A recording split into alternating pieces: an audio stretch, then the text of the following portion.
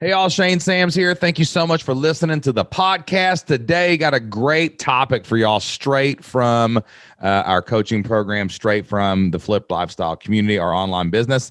And it's all about overcoming perfectionism. Oh, perfectionism.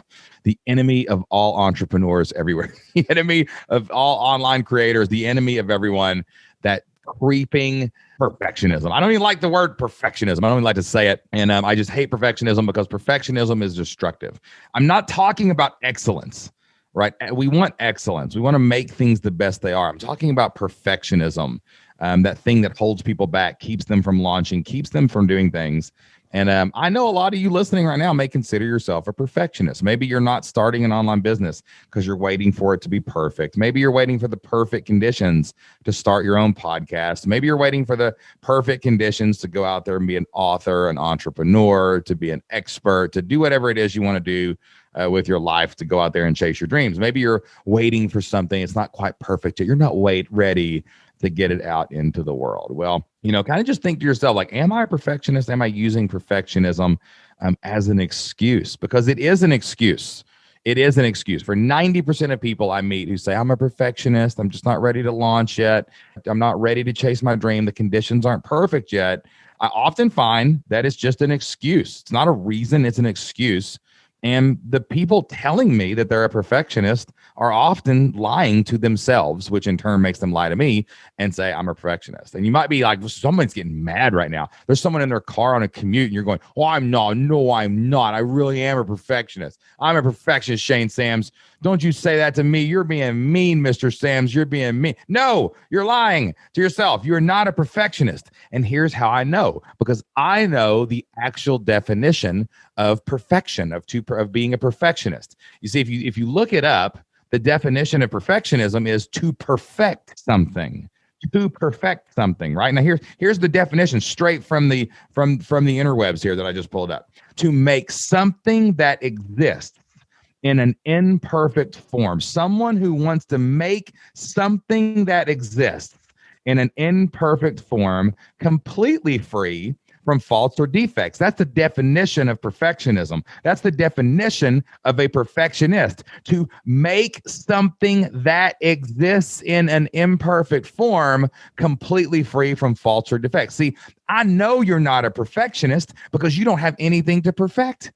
You didn't put it out in the world in an imperfect form so that you could start the process of perfecting it. So when people come to me and I'm coaching them or I'm talking to them, and I'm hot today, y'all, because I've heard a bunch of people in my community making this excuse lately. And I said, I'm just going to bring it to the world. See, you tell me you're a perfectionist, but really you're a procrastinator and you're using perfectionism as an excuse. I'm going to let that sit there with you for a minute. Think about it. See, if you have not released the thing out into the world in an imperfect form, you can't be a perfectionist because you can't even start the process of perfecting the thing, the something, the idea, the business, whatever it is, because you haven't put it out in the world. You're not a perfectionist. You're procrastinating. You're scared. You have fear.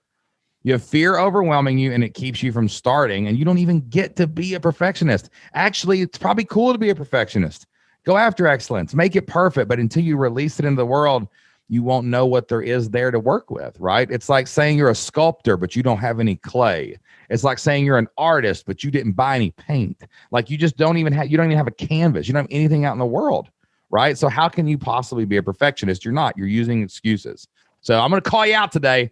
I'm calling out all you, everybody listening to my podcast. I'm fired up, and I'm telling you, you are not a perfectionist. You're making excuses, and you got to stop. And I'm going to give you some tactics today to help you overcome perfectionism, to overcome this procrastination, this lie in your head that you're a perfectionist. And that's why you're not releasing the thing out there, when really it's fear. It's fear that you won't be able to win. Only perfect people can win. It's fear that maybe you're not great like somebody you follow. It's fear that other people are going to judge you and see your mistakes and see your imperfect thing. And that's what's going to hold you back. Like, it's fear, man. That's what's holding you back. It's not perfectionism. So you got to stop saying that word. So if you want to be successful in business, if you want to be an entrepreneur, if you want to be successful in life, and this perfectionism thing keeps hanging over your head, which is really, a hidden word for procrastination, putting things off because of fear. then you need to listen to this podcast. You need to take it to heart. No sugar. Shane Sams is in the house. I am not sugarcoating anything right now. I've got a lot of no sugar things that I'm going to be recording pretty soon. I'm going to just be coming right at you. So this might make you mad. Somebody's probably already tuned me out. Half of you probably unsubscribed. I don't care because I speak the truth and I'm here to set you free with the truth today. Okay. So let's talk about overcoming procrastination in the disguise of being a perfectionist. Okay. I'm going to give you 5 ways that you can overcome perfectionism. This lie in your head that keeps you procrastinating and stops you from going out and doing the things that you need to do to be successful. Okay, number 1, I want you to realize something. I'm going to give you a mindset shift right now, okay? Only imperfect things and people and businesses actually win in the marketplace. Only imperfect things win. Like there's no perfect thing out there. Like everyone you know and admire that's successful is completely imperfect.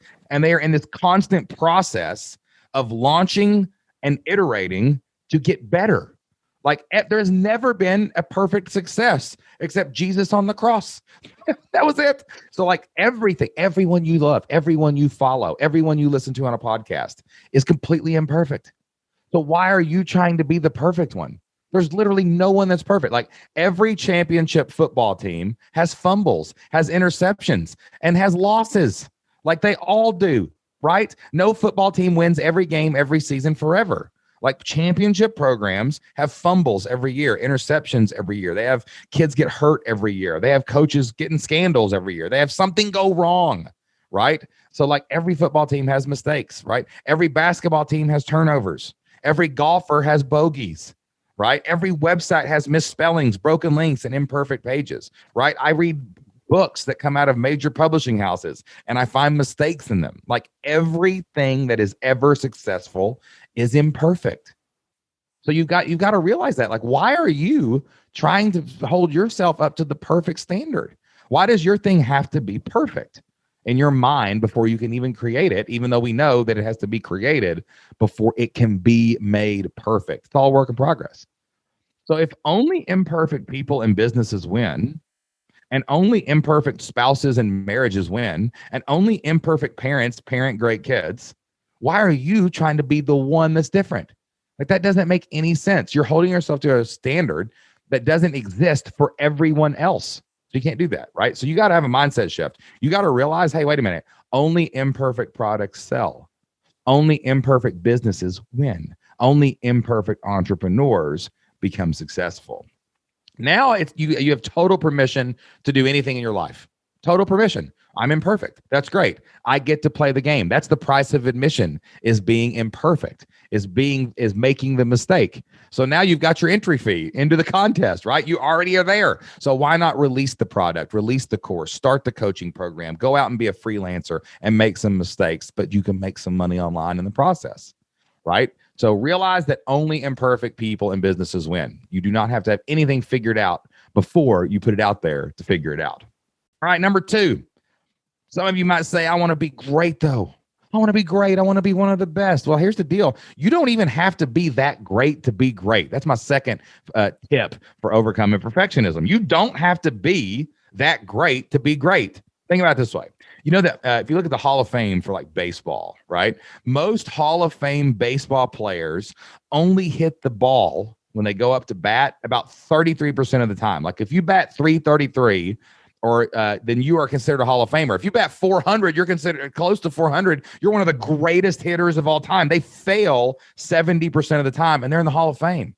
And those numbers apply all the time to entrepreneurs. Like most entrepreneurs that I know fail half the time, guys, or more. But the things that they finally hit go really, really good. So you don't even have to be that great to be great. Did you know that most Super Bowl winning football coaches only win about 60% of their games in their whole career?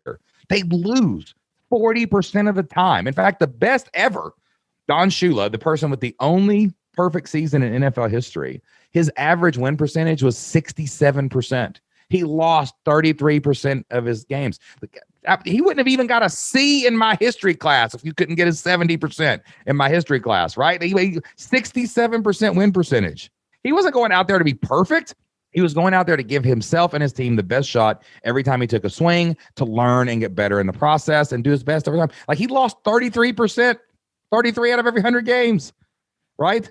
And that's the thing about our society. See, our society has brainwashed us into thinking that we have to get the 100. We got to get the A. We got to get the 4.0. Like all the stuff that we learn in school is not even close to how success works in the business world or online. It's just not true, right? The world has messed us up to think you got to be perfect to win. You got to never make a mistake. You got to get the 100.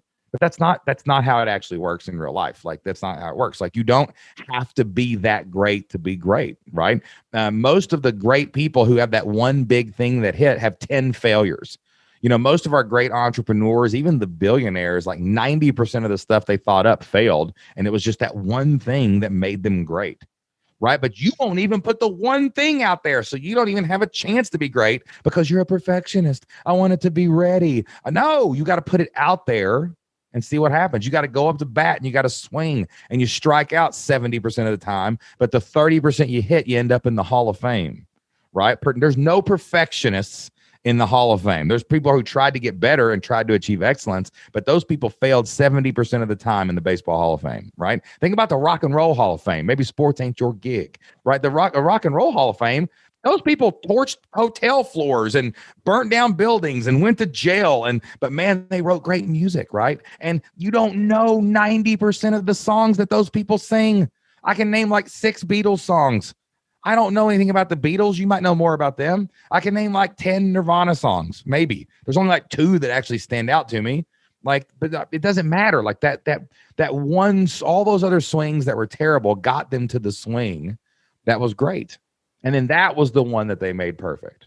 That was the one that they went out and tried to improve. So like, don't get this out of your head that you got to be great out of the gate. That is not true. You don't even have to be great to be that great, to be considered great. You've got to be out there. You got to be perfecting. You got to be in the process of, and you got to release something if you're doing it. So stop procrastinating for your perfectionism, right? No, number 1, realize that only imperfect people win. Number 2, realize you don't have to be that great to eventually be considered great, especially in the beginning. And number 3, this is something that I embrace all the time with everything that I do. Your first idea is often your worst idea. It really is. It is. I mean, my first idea for an online business was a dad blog called Toddler Apocalypse to take pictures of my kids and making messes around my house. That's a terrible idea for a business. It was by far my worst idea. My first idea was my worst idea, but it helped me learn. It helped me figure things out. It helped me to remove that from the list of things that I could do, right? I had to get rid of it. My first idea was my worst idea. Like, no matter how good you think you make it, you're basically polishing the best turd. That's what you're doing. Pardon my French. I don't know where that came from, but you're just trying to polish this is the one. I'm going to polish this one up until it's out there. Then I'll release it. It's still a turd. It's a bad idea. Most likely some ideas hit. I'm not saying somebody's not going to, like the sun's not going to shine on the dog's behind every once in a while. My nephew, when he was 13, we gave him a golf club on a par 3 and he hit a hole in one his first golf shot. And he sucked at golf ever since. Right. So maybe it's a bad idea for the first one to be the best idea. I'm not saying that doesn't happen. That's called luck. Right. But your first idea is going to be your worst idea. So you might as well put it out there and make it better, or at least pivot away from it. At least you know it's a bad one. I was very clear that my first idea was my worst idea. It was bad 3 months in. I said, this is dumb. I'm out. Now let's go to my second idea. Let's put that out there and begin the process to perfect it. Right? That's what I did. And I put the third idea, the fourth idea, and finally something worked. Like, you've got to put something out there to see if it works. Only the market can tell you if what you have is perfect or good or even halfway mediocre, right? You've got to put things out there. And like everything you do, the first iteration is awful. Like when I make a course, the first one I make is terrible. Then the second one is better. When I record podcasts, the first one I make of the day is probably okay. Then the second one's better because I'm warmed up and now I'm in a groove, and the third one's going to be better. Like, this is true on a task level, on a tactic level, on a strategic level, on an idea level. Your first idea is often the worst idea. So embrace that. All that means is you've got to put out a bunch of imperfect ideas and see which one hits. And then you've got to do more of what works, right?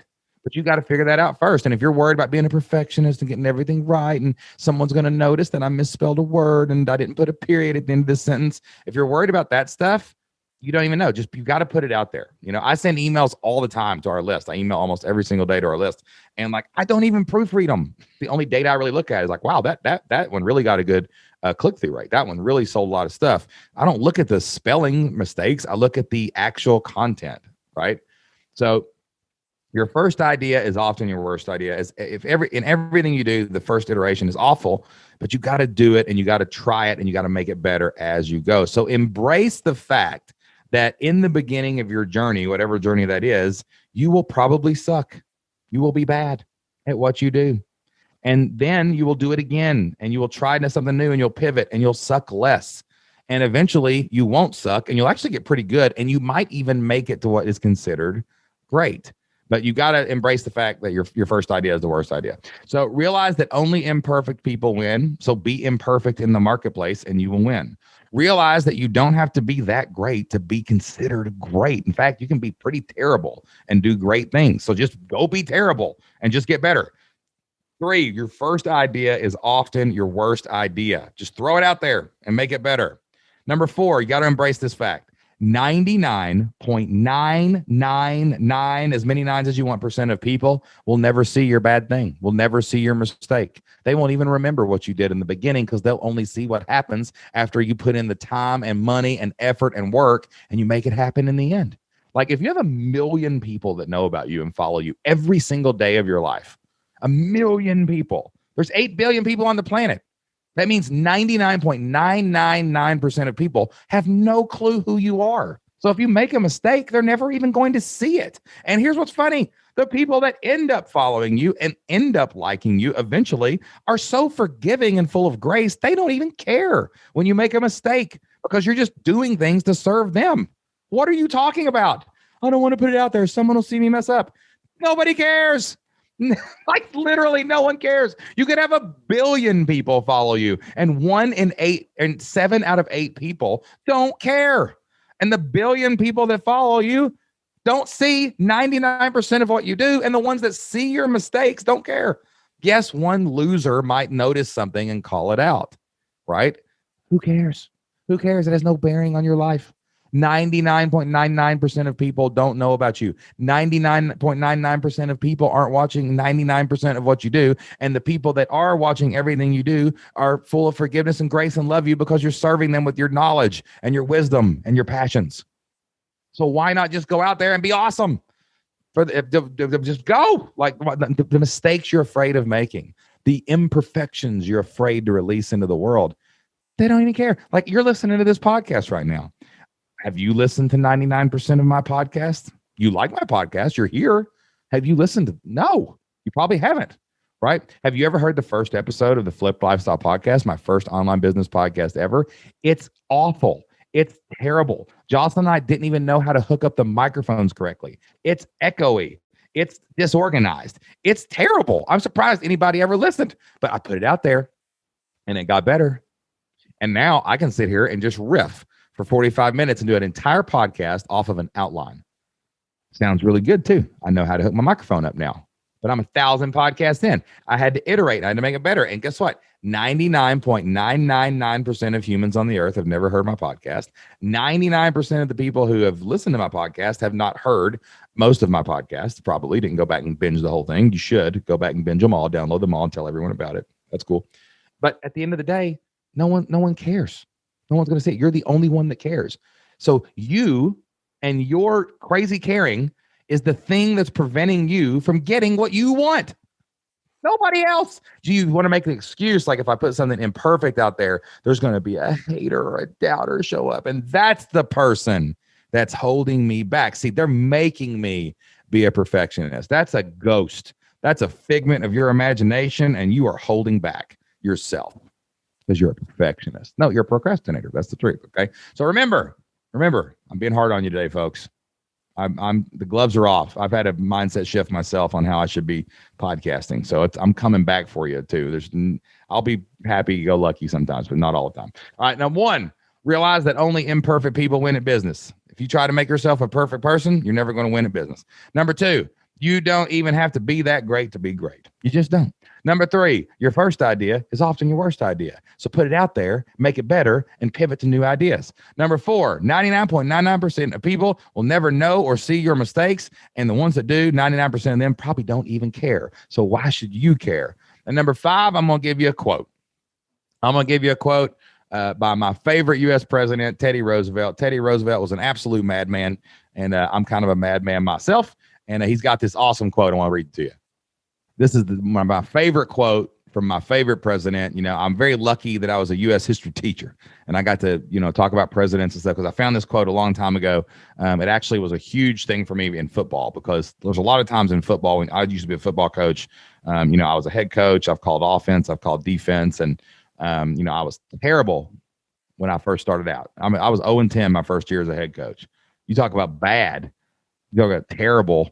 Talk about imperfect. That was imperfect, but I put it out there, and every year we got better. Every year because we put it out there. I went out there, and we were 0-10, and then we were 2-8, and then I went on a team. We were like 3-7, then we were like 6-5, and then we were 8-2, and we put it out there imperfect, and we learned, right? And I embrace this quote because sometimes in football you just don't know what to do. Like it's 4th and 11 and you got to go for it and you don't know what to call. You just have no clue, right? Or there's a weird situation, you're down 20 and you've got to come back in 3 minutes and all this stuff. Like, there's so many situations you can plan for a lot of them, but not all of them. So this amazing quote was by Teddy Roosevelt, and a reporter was asking him basically like, how do you make decisions as president? I mean, these are world impacting decisions that most humans don't even make. And like, we're worried about what our course looks like. This guy's worried about like, how do you make a decision to go to war or to do anything and make it the right decision, right? So Teddy Roosevelt said to him, the reporter, in any moment of decision, the best thing you can do is the right thing, if you know it. The next best thing is the wrong thing. And the worst thing you can do is nothing. And this is why perfectionism is so insidious, right? Like, of course, there are some things in life where there's a right decision.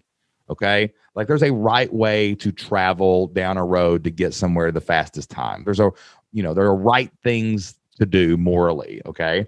But like in perfectionism, it's insidious because it's trying to convince you there's a right thing when there's probably not a right thing. There's just something. You've got to do something. Like you got to take action. Like, fine, do the wrong thing, but now you know it's the wrong thing so you can make it better. Do the wrong thing so you can go out and make it more perfect. Like, do something. But perfectionism, what I see a lot of people do, they get busy and they actually start doing nothing. Like they're just, I'm going to perfect this. I'm going to build this. I'm going to keep this hidden. And they're just spinning their wheels and they're doing a whole bunch of nothing, right? When people tell me I'm a perfectionist, I often look at their life and say, oh, you're doing nothing and saying you're a perfectionist because you're procrastinating because you're afraid to put this out there. You're afraid it's going to be wrong. You're afraid you're going to make a mistake. You're afraid you're going to not be able to start over. And it's just an excuse because in any situation, fine, do the right thing if you know it, but do the wrong thing if you don't, and never do nothing. Don't do nothing. Right? There's a Kentuckyism for you. Like if you're doing nothing, and nothing means you're not in the marketplace. It's not I'm building my Kajabi website and I'm hiding it and I'm not ready to release it. It's I've got this business I'm working on, but I haven't told anybody. No, you got to put yourself out there. You got to do something. You have to manifest out into the world so that you can perfect it. You got to stop making excuses. Who cares if you fail? You get more at bats. Right? Like, what's the worst thing that can really happen? Oh, no, this thing didn't work. Now I know to try another thing or try this thing differently. Like, failure is good. Forget school. You don't have to make 100. You don't have to have a 4.0. To be in the Hall of Fame, you need 33%. To be a Super Bowl legendary coach, you need to have less than a C, right? 70%, right? Like, if you may be afraid, that's okay. Don't use perfectionism to cover up your fear. Fear exists in the human spirit as an opportunity to be brave. You can't be courageous and make brave decisions until you're afraid, right? So you're covering up the fear of procrastination in hopes that you won't have to deal with it. But really, you should embrace that fear of releasing your thing out into the world imperfectly as an opportunity to be courageous, an opportunity to be brave, an opportunity to perfect the thing. You want to be a perfectionist? Sweet. Do it imperfect. And then bravely go make it perfect so you can stop procrastinating and you can start pursuing and pushing forward toward your God-given destiny, toward what you are supposed to be out in the world doing. So you can go for purpose, you can go for mission, you can go out there for your vision, and you can make it actually happen. Stop trying to use the excuse of perfectionism to cover up your fear and your procrastination. Do it. Do it afraid. Do the wrong thing. Do it anyway, and then make it perfect as you go. All right, y'all, that's all I have for the podcast today. I'm going to end that rant right there. I hope that served you well. I hope that it helped you. Hey, if you love this podcast, go leave me a review. Tell me what you liked about this show. And you know what? If you didn't like it, if this was a little imperfect for you, if you think this was the wrong podcast for me, I want to hear about that too. Go tweet me. Go hit me up at Shane_Sams. Come on, tweet me. Tell me why I was mean. Tell me why I was hateful. Loved, hated, never ignored. I ain't scared of you. Bring it on, though. I ain't scared of you people. Come on now. If you loved it, tell me about it in the reviews, man. Go leave me a review. If you hated the podcast, heck, go leave me a review about that. I'd love to hear what you think about the show. And we're going to keep giving you more amazing content every single week right here on the podcast. If you got a question for me about the podcast, or maybe you've got a topic you would like me to cover, like I did today when we covered perfectionism, right? If you want to, you got any kind of suggestions on topics, or you got a question for me, put it in your review. Go over to Apple Podcasts, leave me a 5-star review, leave me a review. You can leave me an honest review. I don't care. It ain't gonna hurt my feelings. And if you got any questions or topics you want us to cover, I read every single one of those reviews for the podcast. So if you love my podcast, either the Shane Sams Show or the Flipped Lifestyle Podcast, make sure you subscribe. Make sure you leave me a review. Ask a question, leave me a comment, and I'd love to address that right here on the show. And I want to encourage you to get out there in the world. Go out there, be imperfect, and do great things with your life. Whatever it is you're trying to accomplish, whatever it is you're trying to do, I hope we can help you. But you've got to do it. You've got to help yourself. So get out there. Whatever it is you're doing, be consistent, be prolific, be relentless. Make an impact out in the world, y'all. Pick up your stone, cast it out upon the waters, and cause many ripples. You know I'm going to be doing the same thing until I see you again. So thanks for listening to the podcast today. I'll see you next time.